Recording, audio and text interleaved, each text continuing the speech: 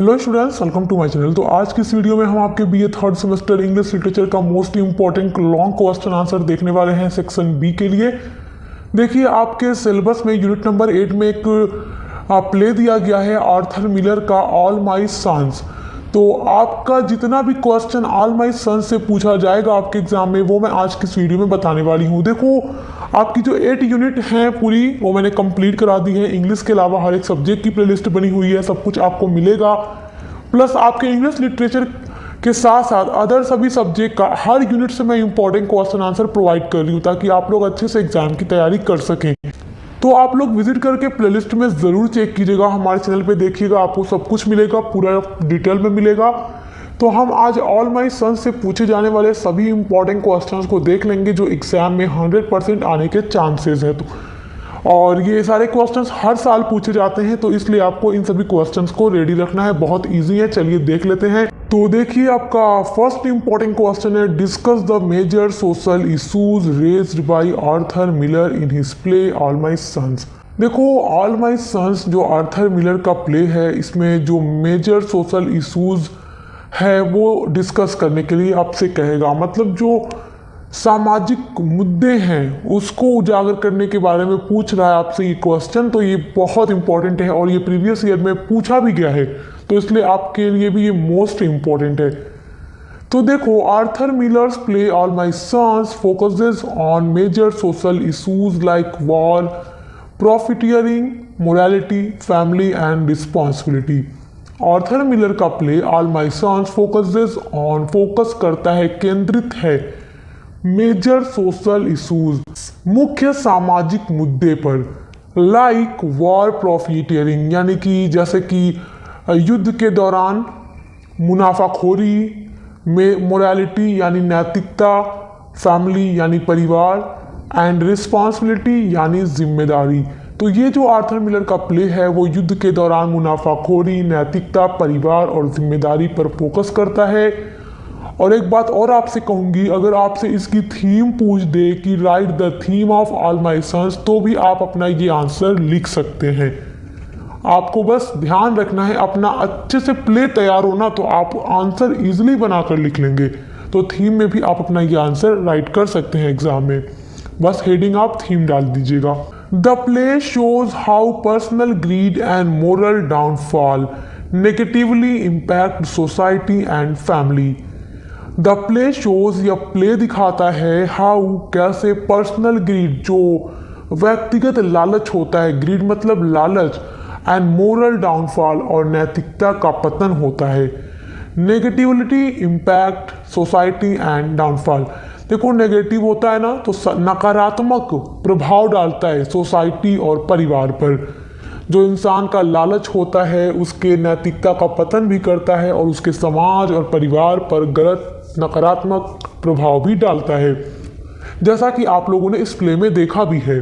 तो जो इसमें मेन कैरेक्टर है, जो किलर मैक्स मनी, वो पैसों को कमाने के लिए सेल करता है फॉल्टी इक्विपमेंट, युद्ध के दौरान खराब सामान बेच करके ये पैसे कमाता है, leading to the death of innocent soldier, जिससे कई इनोसेंट सोल्जर्स की मृत्यु हो जाती है, डेथ हो जाती है।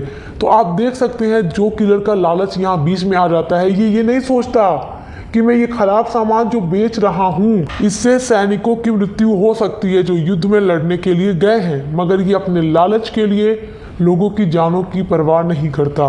थ्रू दिस स्टोरी, इस स्टोरी के through Miller raise questions about the place of morality and personal responsibility in society and how greed gives rise to social evils. और इस कहानी के माध्यम से आर्थर मिलर ये क्वेश्चन उठाते हैं, रेज क्वेश्चंस, ये क्वेश्चन उठाते हैं कि समाज में नैतिकता और व्यक्तिगत जिम्मेदारी का क्या स्थान है, और ग्रीड यानी लालच की वजह से किस प्रकार जो सामाजिक बुराइयां हैं, सोशल इल्स हैं, वो जन्म ले लेती हैं। जिस तरह जो किलर के लालच से एक ऐसी सामाजिक बुराई जन्म लेती है कि इनोसेंट सोल्जर की वो जान ले लेता है, सिर्फ पैसों को कमाने के लिए खराब सामान बेच देता है, जबकि जानता था कि वो सामान खराब है। तो ये आपके लिए बहुत इंपॉर्टेंट क्वेश्चन है, तो आप इसको तैयार कर लीजिएगा। आपका नेक्स्ट मोस्ट इंपॉर्टेंट क्वेश्चन है, in the play All My Sons how many sons. In the play All My Sons play में हाउ मेनी सन्स कितने बेटे हैं। अब देखो जो किलर जो मेन कैरेक्टर है उसके कितने बेटे हैं। टाइटल ही है ऑल माई सन्स। तो अगर आपसे ये क्वेश्चन इस तरीके से पूछे तो आपको क्या आंसर लिखना है देख लेते हैं, क्योंकि क्वेश्चन वेरी इंपॉर्टेंट है। एक बात और आपसे कहूँगी, अगर ये क्वेश्चन ये पूछ दे कि discuss the title All My Sons, तो भी आप ये अपना आंसर लिख सकते हैं, क्योंकि देखो यहाँ सन के बारे में ही क्वेश्चन पूछ रहा है। टाइटल को डिस्कस करना होगा तो भी आप यही लिखेंगे ना कि कितने इसमें बेटे थे इसके, और ये किन को अपना बेटा मानता है जो किलर है, कि इसलिए आर्थर मिलर ने इस प्ले को टाइटल दे दिया ऑल माई सन्स। तो इसलिए आप ये बातें ध्यान रखिएगा कि क्वेश्चन कई तरीके से पूछ सकता है मगर आंसर आपका वही होगा। तो देख लेते हैं आपका आंसर, क्योंकि क्वेश्चन वेरी वेरी इंपॉर्टेंट है। इन ऑल माई सन्स में Joe Keller has 2 sons, Joe Keller जो मेन कैरेक्टर है इस प्ले का उसके 2 बेटे हैं, Larry and Chris. Larry and Chris ये 2 बेटे हैं। Larry the elder son, Larry बड़ा बेटा है, वॉज ए फाइटर पायलट, जो फाइटर पायलट था, और who went missing during World War second and presume dead, जो सेकेंड वर्ल्ड वॉर में लड़ने के लिए गया था वो युद्ध में मिसिंग हो जाता है, लापता हो जाता है, एंड प्रिज्यूम डेथ, और ये मान लिया जाता है कि वह मर गया है। मतलब सेकेंड वर्ल्ड वॉर में इसका बड़ा बेटा लैरी मान लिया जाता है कि मर गया, क्योंकि ये वापस युद्ध से नहीं आता। Though his mother Kate holds on to hope that he is still alive. हालांकि हिज मदर उसकी माँ केट, ये लैरी की मदर का नेम है केट, एंड ये जो किलर जो है उसकी वाइफ है केट। तो लैरी की माँ केट को अभी भी ये उम्मीद है, होप है कि ही इज़ स्टिल अलाइव, कि उसका बेटा अभी भी जीवित है, जबकि वो वापस नहीं आता है। मान लिया गया कि मर गया है, क्योंकि जब आया ही नहीं युद्ध से वापस तो जाहिर है कि मर गया, लेकिन इसकी माँ को उम्मीद है कि नहीं मेरा बेटा जिंदा है। Chris the younger son, Chris जो है छोटा बेटा है, survives the war and works with his father in the family business. ये युद्ध से लौट कर वापस आता है एंड ये वर्क करता है विद हिज फादर, अपने पिता के साथ, इन द फैमिली बिजनेस। जो फैमिली बिजनेस है इन लोगों का पारिवारिक व्यवसाय है, उसमें अपने पिता के साथ काम करता है। The play's title All My Sons, जो प्ले का टाइटल ऑल माई सन है, रिफर करता है to Joe's realisation that his responsibility extend beyond his own family to include all the young man who died because of his action. तो जो play का title All My Son है वो ये refer करता है, इसका जो टाइटल है, कि जो इसका मेन कैरेक्टर जो किलर था उसे रियलाइज होता है, उसे एहसास होता है दैट कि हिज रिस्पॉन्सिबिलिटी, उसकी जिम्मेदारी, extend beyond his own family, केवल उसके परिवार तक सीमित नहीं है, to include all the young man, और इसमें वो सब भी जवान शामिल हैं, who died because of his action, जो मर जाते हैं उसकी गलतियों के कारण। तो इस प्ले का टाइटल यही शो करता है, यही दिखाता है कि इसका बेटा भी युद्ध में ज़रूर गया था, मर तो वो भी जाता है, लैरी जो था, लेकिन उसमें जो सामान बेचता है ये जो किलर जो ख़राब था, और जिसकी वजह से बहुत सारे इनोसेंट सोल्जर्स की डेथ हो जाती है, तो वो मान लेता है कि वो सब उसके बेटे थे। यहाँ पर अब ये उसकी जिम्मेदारी ये दिखाती है कि ये चीज़ें अब उसकी फैमिली तक ही उसकी गलतियाँ सीमित नहीं हैं, जबकि उसके जितने भी लोग उसकी वजह से मरे हैं युद्ध में वो सब भी उसके बेटे थे, क्योंकि वो सब उसकी गलती के कारण ही मरे हैं। Seeing them symbolically as all his sons, और वह उन्हें प्रतीकात्मक रूप से देखता है ऑल हीज सन्स, अपने ही बेटे के रूप में, कि सभी उसके बेटे थे।